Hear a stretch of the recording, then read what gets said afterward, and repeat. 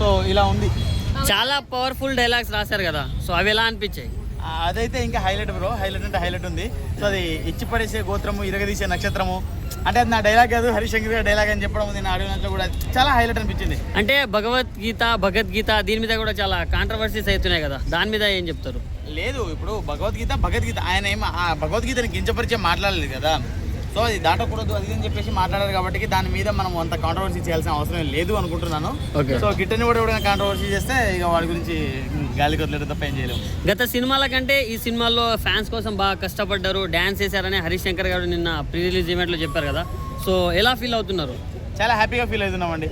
ఎందుకంటే మాకు ఎన్ని రోజులుగా ఏంటంటే కళ్యాణ్ బాబు గారు మాకు స్క్రీన్ మీద కనబడితే చాలు అనుకునే రోజు నుంచి ఇప్పుడు స్క్రీన్ మీద డ్యాన్స్ అయిపోతున్నారు. సో ఇన్ని రోజులుగా డ్యాన్స్ అనేది ఒక నిరాశ ఉండేది, ఇప్పుడు అది ఎలా లేకుండా డైరెక్ట్ చాలా అంటే ఇప్పుడు హ్యాపీ ఫీల్ అయ్యే ప్రౌడ్ మూమెంట్ అనిపిస్తుంది. కానీ గబ్బర్ సింగ్ స్టెప్లే ఉంటాయి అంటవన్నా, ఏ స్టెప్పులు ఉన్నా కానీ మీకు ఒకటి హైలైట్ చెప్పానండి.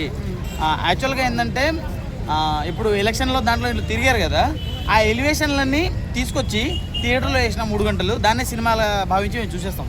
ఓకే, అలాంటి ఫ్యాన్స్ మేము కాబట్టి మాకు ఎలా ఉన్నా మాకు ప్రాబ్లం లేదు. చెప్పారు కదా మీరందరూ ఓజీ తోటి వింటేజ్ పవన్ కళ్యాణ్ చెప్పారు. సో మాకు తెలిసి వింటేజ్ అంటే మాకు గబ్బర్ సింగ్ ఆ టైం మాకు వింటేజ్. సో నాకు ఇప్పుడు గబ్బర్ సింగ్ లుక్ కనిపించింది కాబట్టి నాకు ఇప్పుడే వింటేజ్ అండి. అంటే అన్న ఇప్పుడు సేమ్ గబ్బర్ సింగ్ లాగానే పోలీస్ ఆఫీసర్, పైగా సేమ్ డైరెక్టర్ అండ్ కొంతమంది కమెడియన్స్ని కూడా సేమ్ తీసుకున్నారు.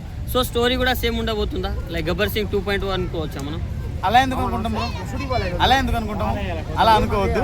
సో ఏ సినిమా అయినా కానీ దానికంటే ఒక మార్క్ ఉంటుంది. సో చెప్పారు కదా గబ్బర్ సింగ్ రీమేక్లే కానీ ఇప్పుడు ఇది రీమేక్ కాదు, ఇది సొంతంగా రాసి తీస్తున్న సినిమా అని చెప్పేసి చెప్పారు కదా. సో అక్కడైతే చాలా దురంధర్తో పోటీ ఎలా తట్టుకుంటారన్న ఫ్యాన్స్గా మీరు?